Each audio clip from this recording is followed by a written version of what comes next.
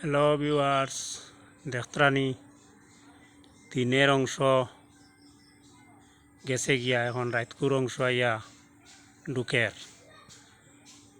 দেখুন আল্লাহ পাক রব্বুল আলমিনের কি কুদরত। কোনো রাজা বাদশাহ মন্ত্রী মিনিস্টার সেও পারবানি বলে না, দিন স্থায়ীতা হোক, রায় তার হইতে দিতাম নাই। কি সুন্দরে দিন গেছে, এখন রায় তাইছি।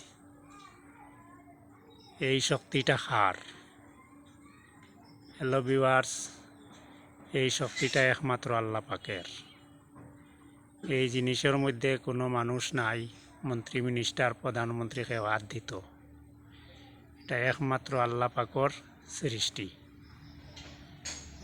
কি সুন্দরভাবে দিন গেছে, এখন রায় তেইস, আবার রায় যাইব, দিন আইব। এটাই আল্লাহ পাকের সৃষ্টি।